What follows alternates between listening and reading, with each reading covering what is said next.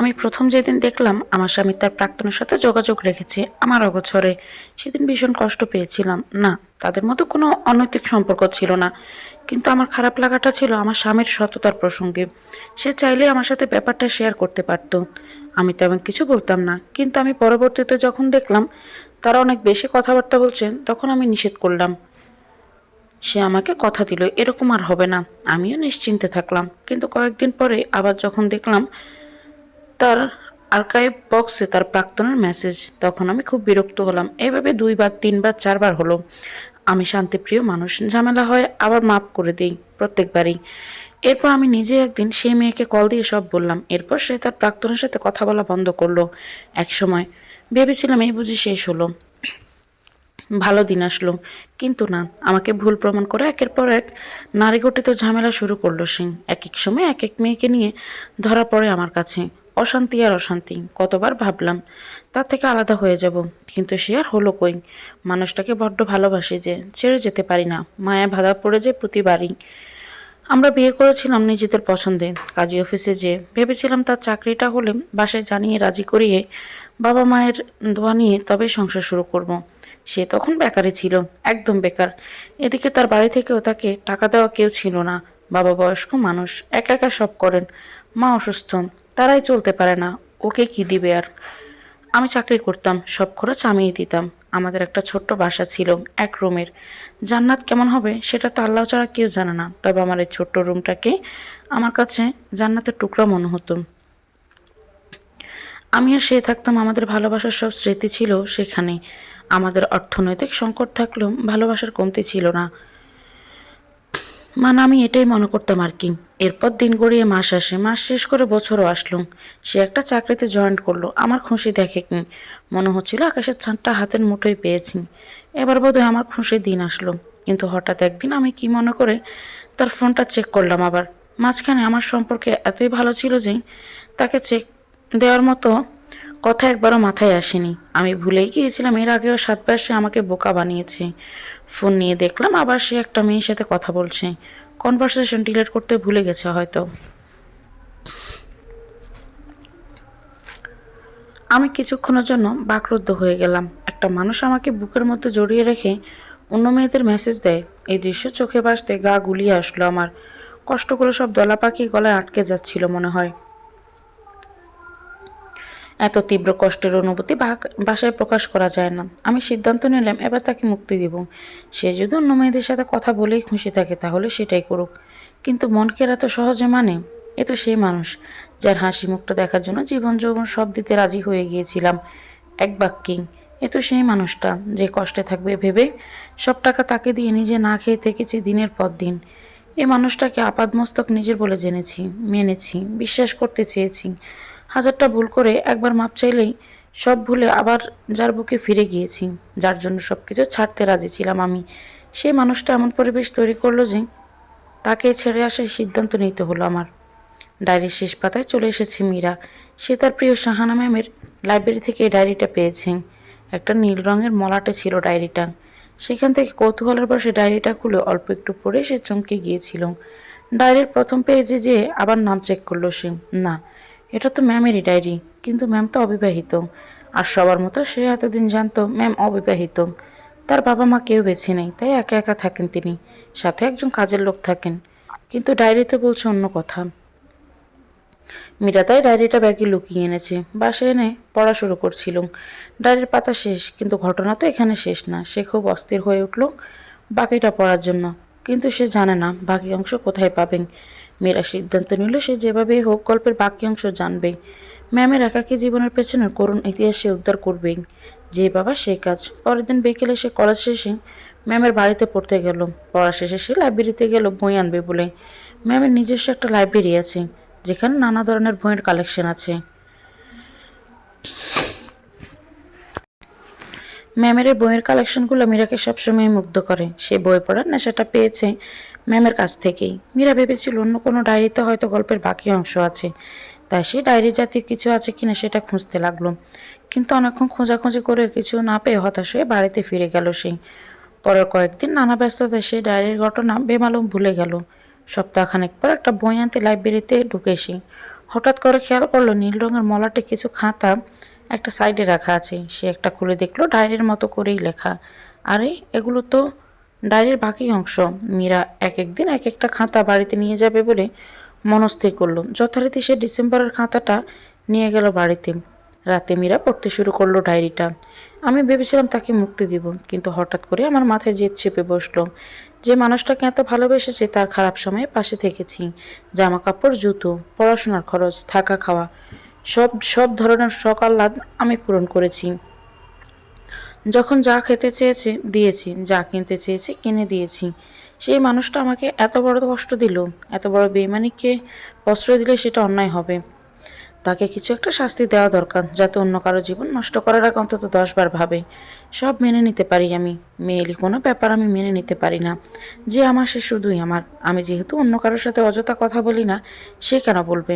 আর কিছু তো চাই নাই আমি, শুধু আমার সাথে সৎ থাকবে, এতটুকুই চেয়েছিলাম। এটাও কি আশা করা যায় না?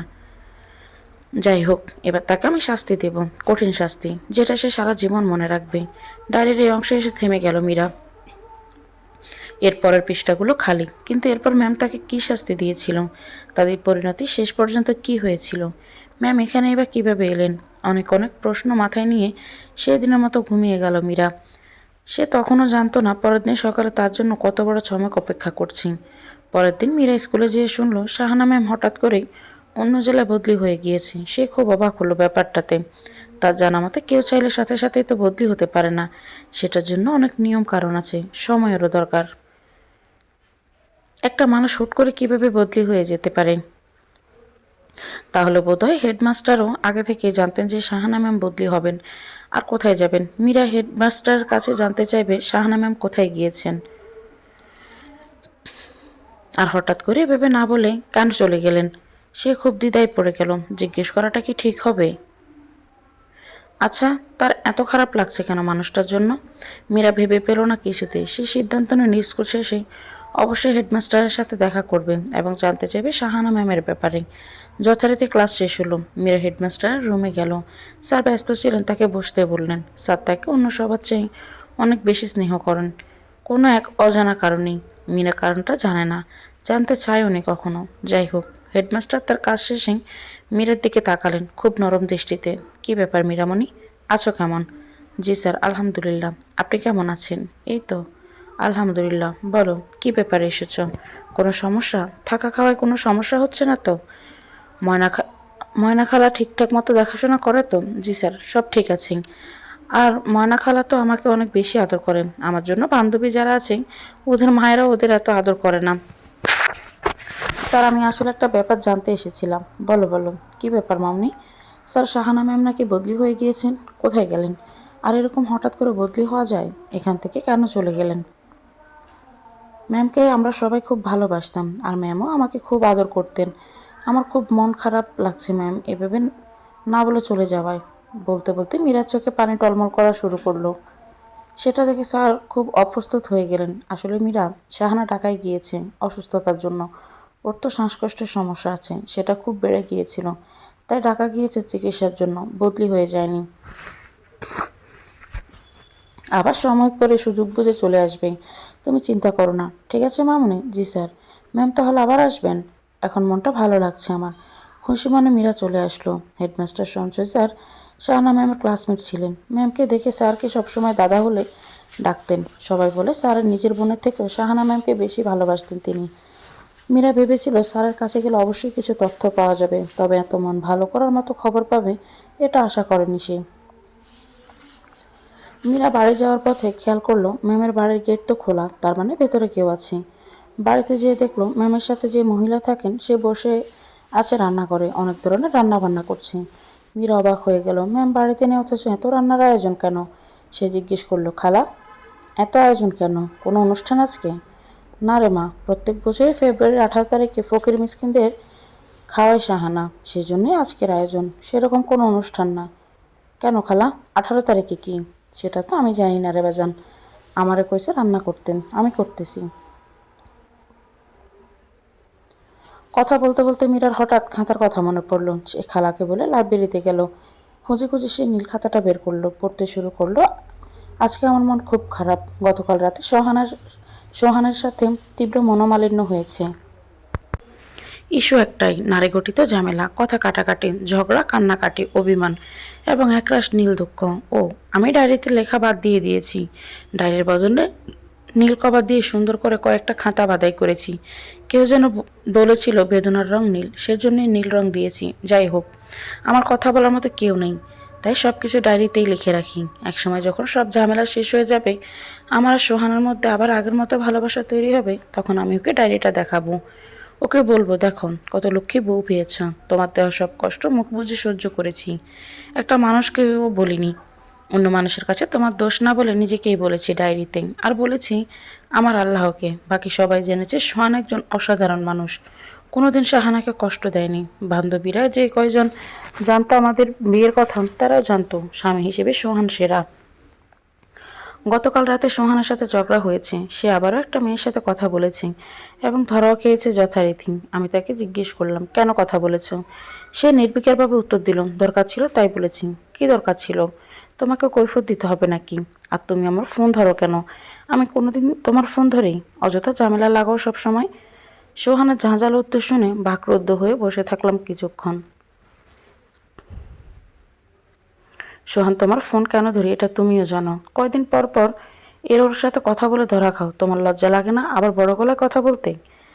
আর আমার ফোন ধরো না কেন? ধরো না জানো, কারণ তুমিও জানো আমি তোমার মতো না। আমার কোনো দিন অন্য কারোর সাথে অযথা কথা বলার দরকার হয় না, আর তোমাকে লুকিয়ে তো কখনোই না। লজ্জা হওয়া উচিত তোমার। এরকমই যদি করতে থাকো তাহলে আমি তোমার সাথে আর থাকবো না। এসব মেয়েবাজি করেই সময় কাটাও তুমি, এগুলো নিয়েই ভালো থাকো। ঠিক আছে, তোমার থাকা লাগবে না, তুমি পারলে যাও আমাকে ছেড়ে। তোমাকে কে ধরে রেখেছে? সোহানের উত্তর শুনে আমার আসলে কিছু বলার ছিল না এরপর। তবে আমি মনে মনে তখনই সিদ্ধান্ত নিলাম, আমি এবার সোহানকে একটা শিক্ষা দিবই। আমার জীবনের সবচেয়ে কঠিন সিদ্ধান্তটা নিতে আমি সময় নিয়েছিলাম মাত্র 2 মিনিট। না, আমি সোহানকে ডিভোর্স দেইনি, দিবও না। ওকে তো আমি ভালোবাসি, ওকে কিভাবে ছেড়ে দিব? ওকে কোনো রকম ক্ষতিও, ওর কোনো রকম ক্ষতিও করব না। যাকে ভালোবাসা যায় তার ক্ষতি চাওয়া যায় না। আমার ভালোবাসায় তো খাঁজ ছিল না, তবে আমি এটাও জানতাম সোহান আমাকে ভালোবাসে। ও নিজেও হয়তো জানে না আমাকে ছাড়াও কতটা অচল।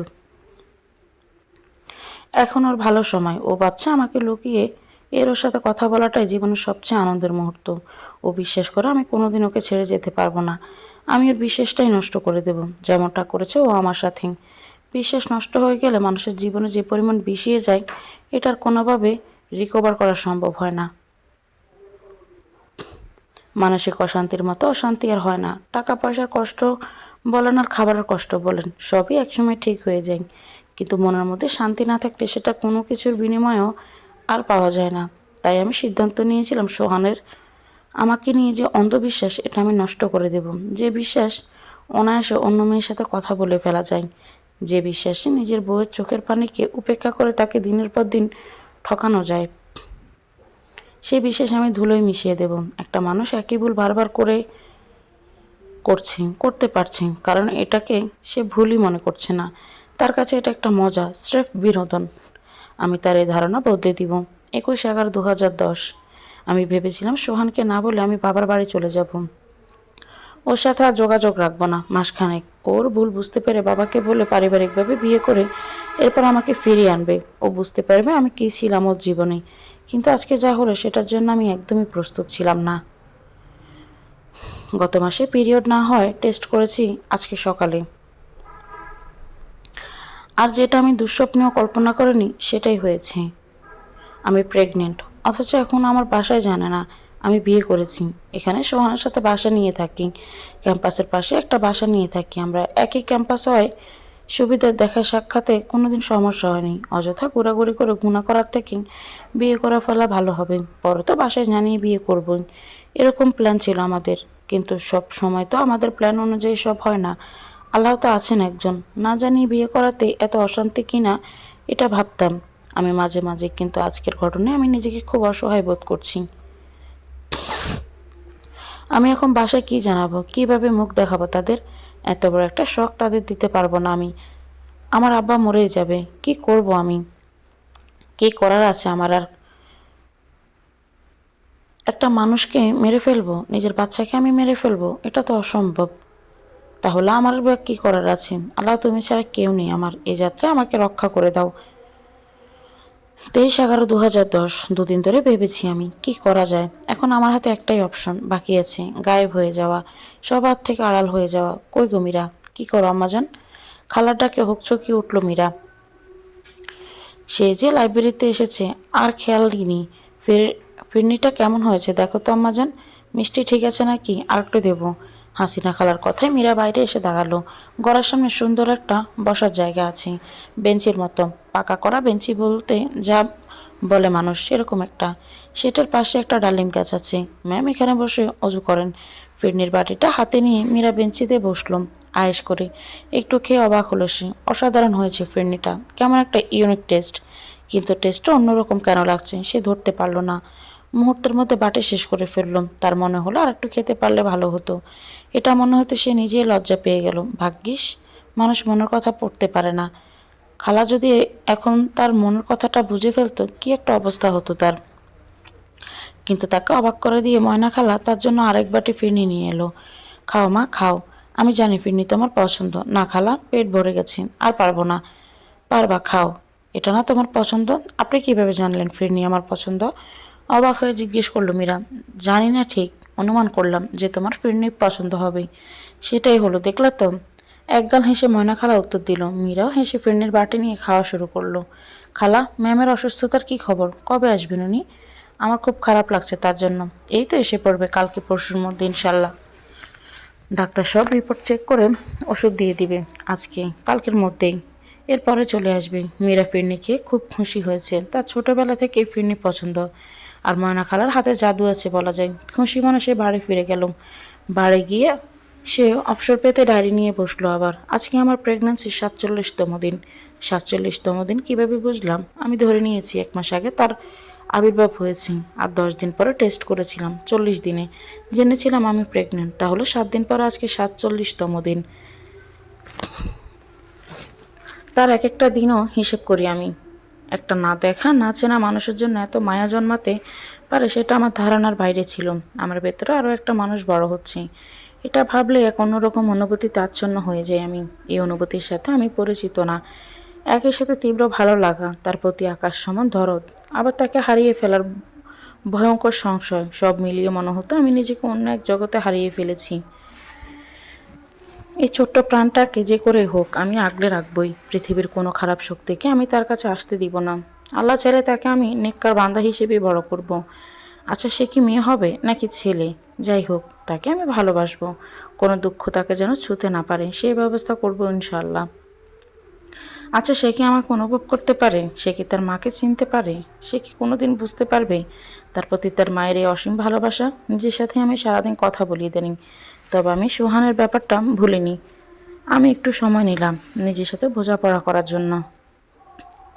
আমি একটা বড় সিদ্ধান্ত নিয়েছি, মারাত্মক সিদ্ধান্ত, এমন সিদ্ধান্ত শুধুমাত্র দুটো মানুষকে জানিয়েছি। তারা শুনেছে, বুঝেছে এবং আমাকে নানানভাবে পরামর্শ দিয়েছে। তবে দিন শেষে তারাও বলেছেন আমার আর একটু ভেবে দেখা দরকার।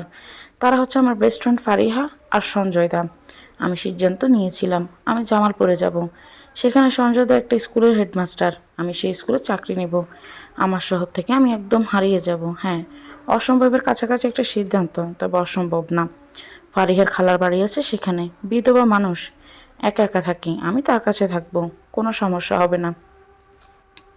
সবচেয়ে বড় ব্যাপার হচ্ছে সেখানে আমার কোনো দূরসম্পর্কের আত্মীয় স্বজনও নেই, তাই কেউ আমাকে খুঁজতেও যাবে না সেখানে, চিন্তাই করবে না। আমি শহরের মেয়ে একটা প্রত্যন্ত অঞ্চলে থাকবো।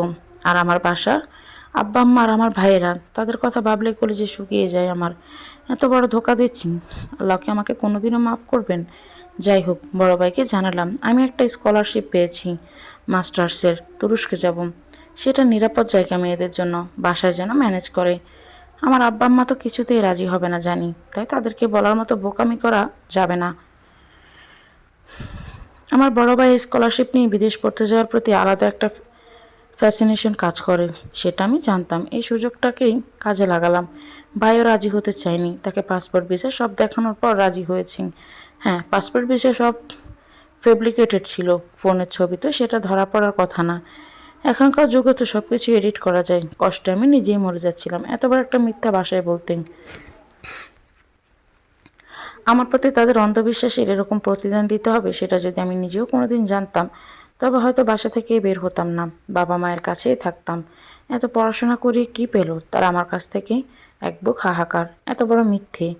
আমি নিজের সাথেই পেরে উঠছিলাম না, কিন্তু পরক্ষণেই আমার ভেতরে একটু একটু করে বড় হওয়া সত্যটার কথা মনে পড়ে আমি নিজেকে শক্ত করলাম। তার তো কোনো দোষ নেই, আর সে তো আমার অবৈধ সন্তানও না। তার সাথে এত বড় অন্যায় আমি কিভাবে করি? তাকে জন্ম দেব আমি, সে দুনিয়ার মুখ দেখবে, এরপর আমি আবার ফিরে আসবো বাবা মায়ের কাছে। আপাতত এটাই সিদ্ধান্ত নিলাম, সেই বাবা সেই কাজ।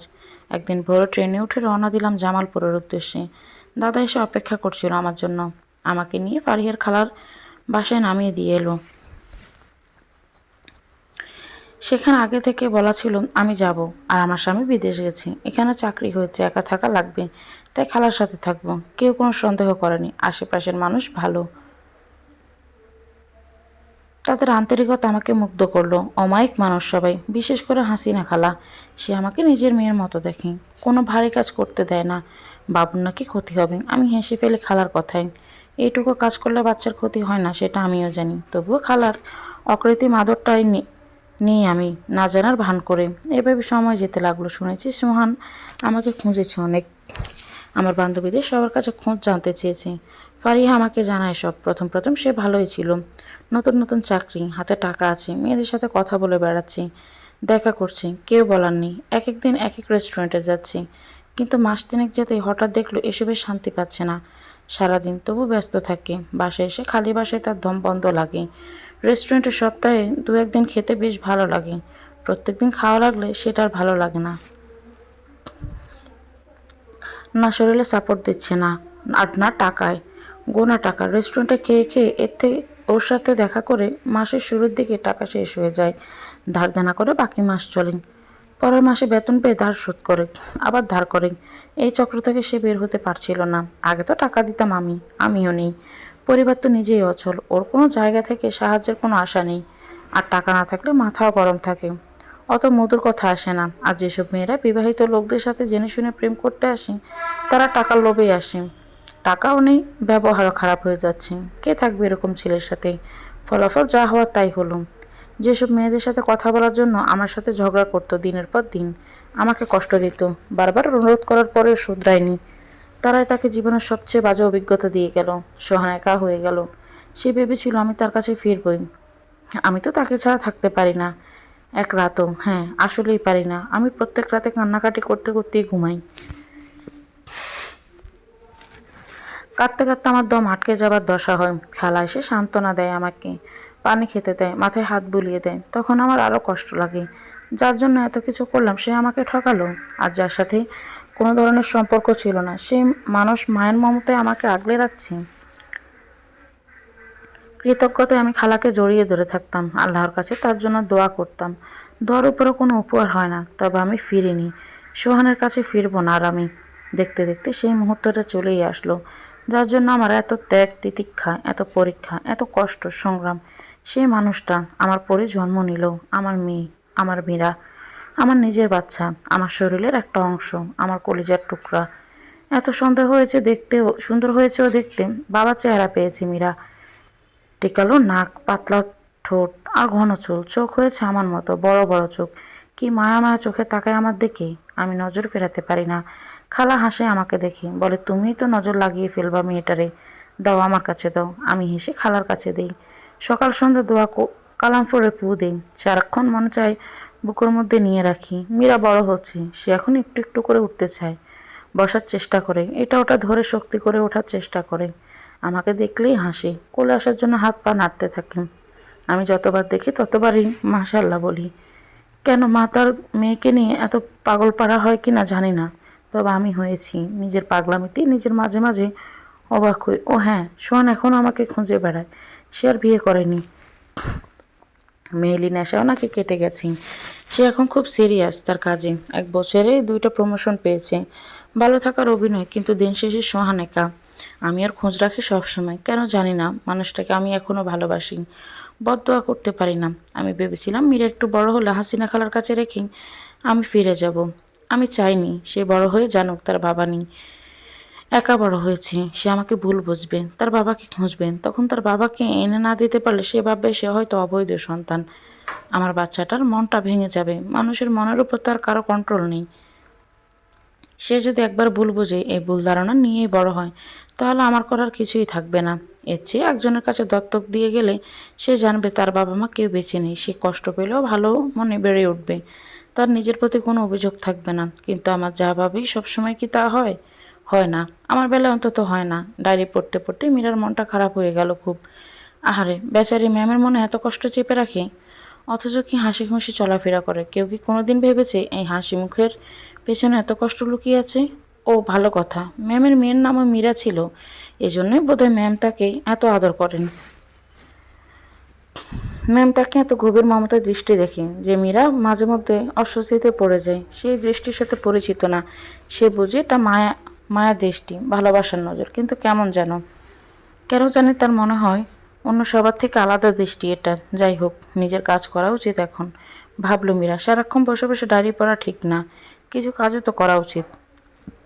ময়না খালাই বেশিরভাগ কাজ করে ফেলে, তবে সে চায় অন্তত তার নিজের বেড ঠিক করা, টেবিল মোছানো, এসব সে নিজেই করবে। পড়াশোনা বাকি আছে অনেক। মীরা তার টুকিটাকি কাজ শেষ করে পড়তে বসলুম। পড়া শেষে তার মনে হলো, আচ্ছা ম্যাম যে চলে যাবে ভেবেছিল, পরে গেল না কেন? এটা তো জানা হলো না তার। সাথে সাথে উঠে বসলো মীরা। ডায়েরি নিয়ে পড়তে বসবে। ডায়েরি তো না, খাতাটা আর কি। কোথায় যেন রেখেছিলাম, এই তো পেয়েছি। আমি নিজে নিজে বিয়ে করার পর থেকে যেভাবে আমি চাইতাম সেভাবে কিছুই হতো না। এটা কি আমার মনের ভুল কিনা জানি না। এমনও হতে পারে যে আগে এমন হয়েছে, তখন খেয়াল করিনি। এখন আমার মনের মধ্যে একটা পাপবোধ কাজ করছে। এজন্য মনে হচ্ছে কি না আমার দোয়া কবুল হচ্ছে না, সেটাও জানি না। যাই হোক, আমার মনে হয় আমার দোয়া কবুল হচ্ছে না। এটা ভেবে আরও খারাপ লাগে আমার। আমি বারবার কথা গুলিয়ে ফেলি। একটা লিখতে গিয়ে আর একটা লিখি। না লিখতেও মনে থাকবে না হয়তো, এই জন্য ভাবি লিখে রাখবো। কিন্তু লিখতে যেও ভুলে যাই। কেমন ভুলো মনে হয়েছে ইদানিং। হ্যাঁ, মীরার কথাই লিখছিলাম। আমার মীরা, আমি সিদ্ধান্ত নিয়েছিলাম ও একটু বড় হলে ওকে কারো কাছে দিয়ে আমি চলে যাব। বাসায় বলেছি আমার পড়াশোনা প্রায় শেষের দিকে। সিদ্ধান্ত অনুযায়ী মীরাকে ময়নার কাছে দিলাম। ময়না এখানকারই একটা মেয়ে, আমাকে খুব পছন্দ করে। বাচ্চা মারা গেছে মেয়েটার কিছুদিন আগে। স্বামীও অপয়া বলে ছেড়ে দিয়েছে তাকে। অসহায় মেয়েটা একদিকে বাচ্চা হারানোর শোক, আর একদিকে স্বামীর কাছে পাওয়া এই প্রতিদান মেনে নিতে পারছিল না। পাগল প্রায় অবস্থা তার। আমি সব ভেবে ময়নার কাছে দিলাম আমার মীরাকে। ও বেস্ট ফিডিং থেকে শুরু করে সব করতে পারবে। বাচ্চা হারিয়েছে কেবল, নিজের মেয়ের মতো আদর করবে। আর টাকা পয়সার সমস্যা সেটা আমিই দিব। তো যে বাবা সেই কাজ, ময়নার কাছে দিয়ে আসলাম আমার মীরাকে। দিয়ে আসলাম শনিবার সকালে। ভাবলাম বিকেলের দিকে আমি ঢাকায় রওনা হয়ে যাব।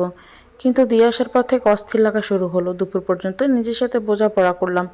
বিকেলের দিকে বুকে পাথর চাপা দিয়ে রওনা হলাম ঢাকার উদ্দেশ্যে। ভাবলাম ঢাকায় গিয়ে বাবা মাকে চমকিয়ে দিব। কিন্তু বাস ছাড়ার পর যখন আনমনে বাইরে তাকিয়েছিলাম, তখন একসাথে অনেকগুলো প্রশ্ন মাথায় উঁকে দিল।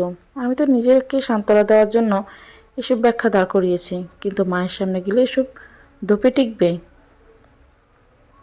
আমার শরীরের যে এত বড় একটা চেঞ্জ, বেস্ট ফিডিং রানিং অবস্থায় শরীরটা একদম আকাশ পাতাল পরিবর্তন হয়ে গেছে।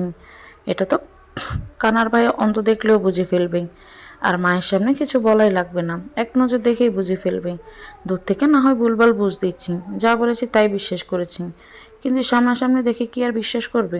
আর বাসায় গেলে সোহানও খোঁজ পেয়ে যাবে। আমার যেসব জায়গায় যাওয়ার সম্ভাবনা আছে সেই সব জায়গায় লোক লাগিয়ে রেখেছি শুনেছি।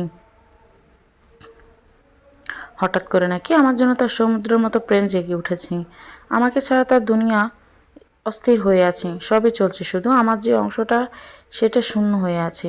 এসব খবর আমাকে ফারিয়াই দেয়। সব মিলিয়ে যেটা দাঁড়াচ্ছে, বাসায় যাওয়া আমার জন্য নিরাপদ না, কোনো দিক থেকেই না। আর মাত্র 5টা ঘন্টা মেয়েকে না দেখে মনে হচ্ছে প্রেশার বেড়ে গেছে অনেকটা। এরে দূরে রেখে আমি থাকবো কেমনে? কাউকে কিছু বলতেও পারবো না, সহ্যও হবে না, দম বন্ধ হয়েই তো মরে যাব। আল্লাহ সহায় হও, তুমি ছাড়া কেউ নেই আমাকে বোঝার মতো। বান্দা ভুল করে, এটাই তো স্বাভাবিক। তুমি তো রহমানুর রহিম, তুমি আমাকে দয়া করো, সাহায্য করো, আমাকে পথ দেখাও। আমি তো পাপ থেকে বেঁচে থাকার জন্য প্রেম বাদ দিয়ে বিয়ে করেছিলাম।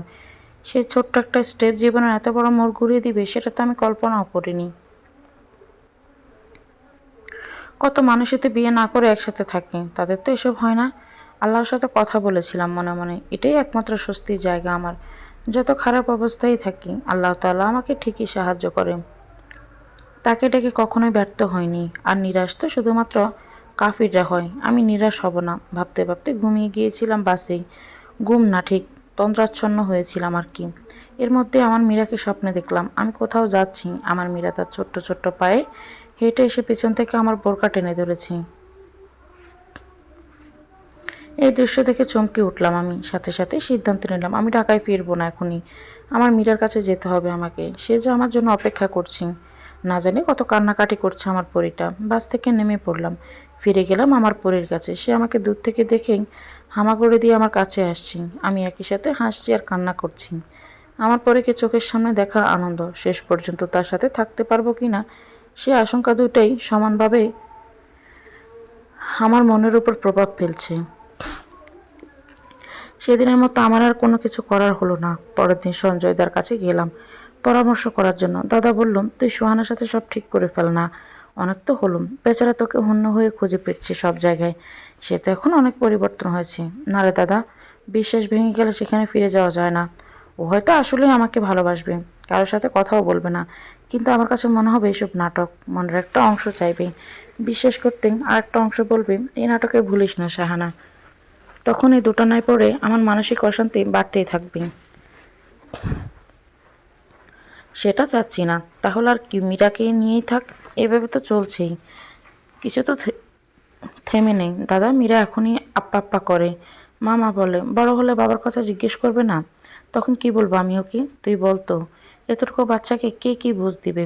ওর বাবা বেঁচে থাকতে বলবো মারা গেছে, নাকি বলবো বিদেশে? বিদেশ বললে কথা বলতে চাইবে না, নাকি বলবো কেন ওর বাবাকে রেখে চলে এসেছি আমি? তুই বল, এটুকু বাচ্চাকে কি ব্যাখ্যা দিব আমি? তুই এক কাজ কর তাহলে, এখানে তোর বাড়ির 5 মিনিট দূরত্বে একটা খালি বাড়ি আছে না, সেটা আমার মাসির বাড়ি। ওরা সবাই কানাডায় সেটেলড হয়ে গেছে, এখানে কেউ আসে না। তুই হাসিনা খালাকে নিয়ে সেখানে উঠে যা। ময়না রাখুক মীরাকে, তুই তাহলে ওকে সবসময় দেখতেও পারলি, আবার ঝামেলাও হলো না কোনো। ময়না সব সামলে নেবে। মীরাকে বলবে অ্যাক্সিডেন্ট ওর বাবা মা দুজনেই মারা যাওয়ার পর এতিমখানায় দিয়ে দেওয়া হয়েছিল, সেখান থেকে ময়না নিয়ে এসছে মীরাকে। এতে মীরার আর কোনো ভুল ধারণা থাকলো না কারোর প্রতি। ময়নাকেও মায়ের মতো ভালোবাসবে। আর ময়না তোকে নিজে মেয়েই মনে করে বসে আছে। ঠিক আছে, তাহলে এটাই করি। দাদার পরামর্শ অনুযায়ী আমি পরের দিন হাসিনা খালাকে নিয়ে উঠে গেলাম বাড়িটায়। চলে আসার আগে মীরার একটা ছবি তুললাম। অনেকগুলো জামা জুতা যা যা খায় আমার মীরা, সেসব খাবার কিনে দিয়ে আসলাম। একটা ছবি ময়নার কাছেও দিয়ে আসলাম, যেন মীরা বড় হয়ে নিজের ছোটবেলার ছবি দেখতে চাইলে দেখাতে পারে। মীরা হঠাৎ করে তার নিজের ছবি দেখে আকাশ থেকে পড়ল। এ কি, এটা তো তার ছবি। ম্যামের কাছে তার ছবি কেন? সে কি দেখছে এসব? সে ঠিক দেখছে তো আসলেই। পড়া বন্ধ করে ডায়েরিটা সে তার বালিশের নিচে রাখলো। তার তীব্র মাথা ব্যথা শুরু করছে। মীরা হঠাৎ করে পাওয়া এই শখটা নিতে পারল না। মাথা পুরো পড়ে গেল বিছানা থেকে। শব্দ শুনে ময়না খালা দৌড়ে এসে দেখে মীরা মাটিতে পড়ে আছে। সে অনেকক্ষণ ডাকাডাকি করে সারা শব্দ না পেয়ে চোখে মুখে পানি দেওয়া শুরু করলো, কিন্তু মীরা চোখ খুলছে না। ভয়ে ময়না খালার কণ্ঠনালী পর্যন্ত শুকিয়ে আসছে মনে হচ্ছে। সে এই রাতে কাকে ডাকবে? হাসপাতালে নেওয়া দরকার মীরাকে। ময়না খালা দিশেহারা বোধ করতে লাগলো মীরার অবস্থা দেখে। সে কিছুক্ষণ চোখে মুখে পানি ছিটা দিচ্ছে, আবার পরক্ষণে হাত পায়ে তালুতে তেল মালিশ করছে। এভাবে কিছুক্ষণ যাওয়ার পর মীরা আস্তে আস্তে চোখ মেলে তাকালো। ময়না খালা যেন দেহে প্রাণ ফিরে পেল। কি হয়েছে গো আম্মা, এমনি হঠাৎ করে পড়ে গেল যে? আমি তো ডরাইয়া বাসি না, ভাবছি না না জানি কি হয়ে গেল তোমার। তোমার কিছু হইলে আমি বাসুম কি নিয়া? বলতে বলতে কেঁদে ফেললো ময়না। তাকে দেখে খুব মায়া হলো মীরার। বেচারি বোধহয় নিজের চাইতে বেশি আদর করে মীরাকে। মীরাও এতদিন তাকে মায়ের মতোই সম্মান করেছে, শ্রদ্ধা করেছে, ভালোবেসেছে। আজকে এই মুহূর্তে সে ভালোবাসার জন্য কয়েক গুণ বেড়ে গেল। ময়না খালার প্রতি কৃতজ্ঞতায় মীরার মন ছুঁয়ে গেল। এই মানুষটা না থাকলে তার হয়তো এত সুন্দরভাবে বেড়ে ওঠাই হতো না। আর শাহানা ম্যাম এত নিশ্চিন্তে থাকতে পারতেন না। ও ম্যাম বলছে কেন? মা, আমার মা। মায়ের মুখটা মীরার চোখে বেশি উঠতেই ঠোঁটের কোনো হাসির রেখা দিল। সেটা দেখে ময়না খালা আরও শঙ্কিত হয়ে উঠল। মা গো, হাসো কেন? তুমি কি মাথায় বেশি ব্যথা পাইছো নি? ব্যথায় কিছু হয়ে গেল না তো আবার? মীরা এবার ফিক করে হেসে দিল। না খালা, কিছুই হয়নি, এমনি হাসি। একটু মাথা ঘুরে পড়ে গেছি একটু, তাতেই তুমি এমন অস্থির হয়ে গেছো? এটা দেখে হাসছি। এছাড়া আমি ঠিক আছি, তুমি চিন্তা করো না তো। ময়না খালাকে আশ্বস্ত করে মীরা নিজের রুমে গেল। রুমে গিয়ে তার নিজের ছবির অ্যালবাম বের করলো। সে ছোট্টবেলার ছবিটা নিয়ে বসলো। ভাগ্যিস মা একটা ছবি ময়না খালাকেও দিয়েছিল, না হলে মীরা তো কোনোদিন এত বড় সত্যটা জানতেই পারতো না। তার মা বেঁচে আছে, তার বাবাও বেঁচে আছে। মীরার হঠাৎ করে এক অদ্ভুত ভালো লাগায় মন ছুঁয়ে গেল। সে নিয়ত করলো সবার আগে সে 6 রাকাত নফল নামাজ আদায় করবে, আল্লাহর কাছে শুকরিয়া আদায় করবে। নামাজের মোনাজাতে মীরার সব আবেগ যেন বাঁধ ভাঙা স্রোতের ন্যায় বইতে লাগলো নোনা জল হয়ে। এটা তো তার খুশির কান্না, কৃতজ্ঞতা এর অশ্রু। রাব্বুল আলামিনের দরবারে কোটি কোটি শুকরিয়া জানালো মীরা। রাতে মীরা যখন ঘুমোতে যাবে তখন হঠাৎ মনে প্রশ্ন জাগলো, আচ্ছা মা তো স্কলারশিপের কথা বলে এখানে এসেছিল, এরপর এত বছর এখানে কি করে থাকলো? তার নানা নানি কি বেঁচে আছে? তারা কি মীরার কথা জানে? একসাথে এতগুলো প্রশ্ন মীরার ঘুম উধাও হয়ে গেল। একটু নিশ্চিন্ত মনে থাকলে কোত্থেকে যেন শত শত প্রশ্ন এসে হাজির হয়। এত প্রশ্ন আসে কোত্থেকে ভেবে পায় না মীরা। সে উঠে বসলো আবার সেই নীল খাতা নিয়ে। খাতাটা আজকে সে বুকের সাথে জড়িয়ে ধরে রাখলো 1 মিনিট। এই খাতার উছিলায় সে তার মায়ের সম্পর্ক জানতে পেরেছে। কেন শাহানা ম্যাম তার দিকে এমন গভীর মমতার দৃষ্টি তাকান সেটা বুঝতে পেরেছে মীরা। এত সামনে থাকতো নিজের বাচ্চাকে একটু ছুঁয়ে দেখতে না পারার এই অনুভূতি কেমন লেগেছে মায়ের। আহারে, মীরার এখন নিজের চেয়ে তার মায়ের জন্য কষ্ট বেশি হচ্ছে। সে তো ময়না খালার কাছে ভালোভাবে বড় হয়েছে, কিন্তু মাঝে এতগুলো বছর একা একা কাটিয়েছি, তার পাশে তো কেউ ছিল না। পড়তে শুরু করলো মীরা। এখন আমার মীরার বয়স 2 বছর হয়েছে। সে একাই খাওয়া দাওয়া করতে চায়, অর্ধেক অবশ্য ফেলে দেয় আর অর্ধেক খায়। হেঁটে হেঁটে আশেপাশের বাড়িগুলোতেও যায়, গল্প করে সবার সাথে। তার পাকা পাকা কথা শুনে সবাই হাসে। ময়না কেন জানি আমার বাড়িতে আসতে চায় না। আমি মীরাকে আদর করি বা কোলে নিই, এটা বোধহয় ওর কষ্ট লাগে। কি অদ্ভুত দুনিয়া না, আমার বাচ্চা, অথচ আমি কোলে নিলেই আরেকজন ভয় পাচ্ছি। যদি পরে আবার না দেই? তবে ময়না নিজের দায়িত্ব সঠিকভাবেই পালন করে। মীরাকে চোখে হারায় একদম, একটু না দেখলে অস্থির হয়ে যায়, যেমনটা আমি হতাম। আমি ময়নাকে বলেছি ছোট থেকেই মীরাকে খালার বলার অভ্যাস করাতেন, যেন বড় হলে মীরার জন্য বুঝতে সুবিধা হয় সেই সম্পর্কে তার খালা, তার বাবা মা কেউ বেছে নেই। এই কথাটা মেনে নিতে কষ্ট যেন একটু কম হয়। ময়না আমার কথা রেখেছেন। সে মীরাকে আম্মা বলে ডাকলো, মীরা তাকে খালা বলেই ডাকি। ছোট্ট মীরা কি বুঝে যেন ময়নাকে নিয়েই খুশি থাকি। কখনো বাবার প্রসঙ্গে কথা টানে না। আল্লাহ তাকে কি বুঝ দিয়েছে আল্লাহ পাকি ভালো জানেন। প্রায় 3 বছর হয়ে গেল এখানে এসেছি। মীরাকে 2 মাসের পেটে নিয়ে এসেছিলাম। সে এখন 2 বছরের চঞ্চল একটা বাচ্চা। পাখির মতো উঠতে চায় যেন। আমি দূর থেকে দেখি। আমার সীমা এতটুকুই, তবুও তো দেখতে পাচ্ছি আমার মীরাকে, এটাই সান্ত্বনা। এদিকে বাসায় জানিয়েছিলাম এখানে পড়াশোনা শেষে একটা জব অফার পেয়েছিলাম। সুযোগ সুবিধা অনেক বেশি। আমি জব জয়েন করতে চাচ্ছি। সময় সুযোগ বুঝে দেশে আসব। বাবা মা খুব মন খারাপ করেছে, স্বাভাবিকভাবেই।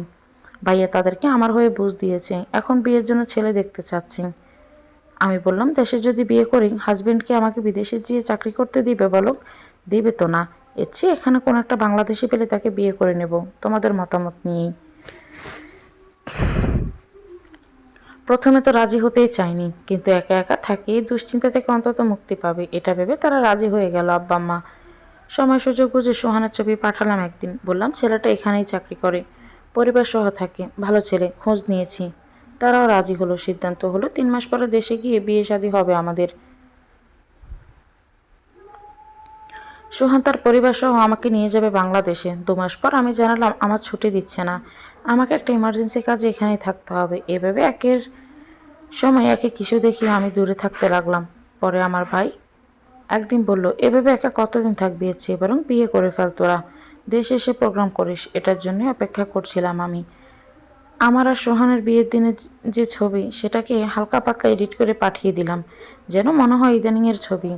বাড়িতে জানলো বিয়ে হয়েছে, আসবে এক সময়। এভাবে 6 মাস পর জানালাম আমি কনসিভ করেছি। তারা খুশি হলো খুব। কবে দেশে যাবে সেটা নিয়ে বারবার প্রশ্ন করে। সোহানের সাথে কথা বলতে চায়। আমি আমার এক কলিগকে দিয়ে কথা বলাই ফেসবুকে। কয়েক মাস পর জানিয়ে দিলাম আমার মিসক্যারেজ হয়েছে। এর 3 মাস পর জানালাম আবার কনসিভ করেছি। এর মধ্যে দেশে যাব করে যাওয়া হচ্ছে না। বাসার সবাই বিরক্ত আমার উপর। এরপর একদিন মীরার ছবি পাঠালাম, জানালাম আমার মেয়ে হয়েছে, ও একটু বড় হলেই আসবো, বিয়ের প্রোগ্রাম আর করা লাগবে না। মীরাকে দেখে সবার রাগ অনেকটা কমে এলো। মীরাকে দেখতে চায় তারা। আমি ছবি পাঠাই মাঝে মধ্যে। মীরা আসল বয়স এখন 2, কিন্তু বাসায় জানে 1 বছর। ওই যে 1 বছর পরে জানিয়েছি যে। এরপর এমন একটা সময় আসলো যে আর কোনো কারণ খুঁজে পাচ্ছিলাম না দেশে না যাওয়ার। কি বলবো বাসায়? চিন্তা করে বুদ্ধি করে বের করলাম, একটা বললাম। সোহানের একটা ভুল অফিসের অনেক বড় লস হয়ে গেছে। অফিস থেকে ক্ষতিপূরণ চাচ্ছে 25 লাখ। না দিলে আমাদের সবার নামে মামলা করবে বলেছেন। এখন এটা সমাধান না হওয়া অবধি আমাদের ফ্ল্যাট নিষিদ্ধ। অন্তত 10 বছর লাগবে এই টাকা শোধ করতে। ভুলভাল বুঝ দেওয়া আর কি। আসলে আমার করার তো কিছুই নেই। সোহানের সাথে আমার যোগাযোগ নেই। ওকে আমি কোত্থেকে বাসায় নিয়ে যাব? কি বুঝ দিব বাসায় গিয়ে? এতদিন তো একটার পর একটা কাহিনী বানিয়ে বলেছি। এভাবে সময় গড়াতে লাগলো। মীরার বয়স এখন 5। এবার স্কুলে ভর্তি হয়েছে আমার পরীটা। 5 বছর বয়সে কীভাবে যেন অনেক কিছুই বুঝে ফেলে মেয়েটা। আমি সবসময় ওর আশেপাশে থাকি, ওর বেড়ে ওঠা দেখি। মাঝে মাঝে আলগোছে বাড়িতে নিয়ে এসে এটা সেটা খেতে দেই। ময়না দেখলে কষ্ট পায়, ওকে আড়াল করে ডেকে আনতে হয়। মীরার বয়স এখন 7, সে ক্লাস 3-তে। বরাবর 2 বছরে সে প্রথম স্থান অধিকার করেছে। আমার মীরা বড় হচ্ছে আমার চোখের সামনেই। এর চেয়ে আনন্দের কিছুই নেই আমার জীবনে। মীরার বয়স এখন 10 বছর। সে 5ম শ্রেণীতে বৃত্তি পরীক্ষা দিয়ে ট্যালেন্ট ফুলে বৃত্তি পেয়েছি। আমি স্কুলে মিষ্টি খাইয়েছি সবাইকে। কিভাবে যেন আমার মেয়েটা বড় হয়ে গেল। কখন এত বড় হলো খেয়ালই করলাম না। এখন সে হিজাব পরে স্কুলে আসে। বড় হয়েছে যে। মীরার বয়স এখন 12 বছর, 7ম শ্রেণীতে পড়ে। সে আমার কাছে বিকেলে প্রাইভেট পড়তে আসে। আমার খুব ভক্ত হয়েছে, আমাকে খুব ভালোবাসেন, তবে সাহানা ম্যাম হিসেবে। আমি তাতেই খুশি। আর একটু কাছাকাছি থাকতে পারছে আমার মেয়ের, এটাই বা কম কিসে। মীরার বয়স এখন 13, 8ম শ্রেণীতে উঠেছে। ফুলের মতো ফুসফুটিত হচ্ছে আমার বাচ্চাটা। বই পড়ার খুব নেশা হয়েছে আমার মতো। পড়তে এসে প্রত্যেকদিন লাইব্রেরিতে ঢুকে বই নেয়, পড়ে। আমি দেখি দূর থেকে, এক অদ্ভুত প্রশান্তিতে আমার ভেতরটা ভরে যায়। বাসায় জানানো 10 বছর শেষ। হিসেব মতে এতদিনে সব টাকা দেওয়ার শেষ করে আমাদের দেশে যাওয়ার কথা, কিন্তু সুহানার সাথে আর যোগাযোগ হয়নি আমার।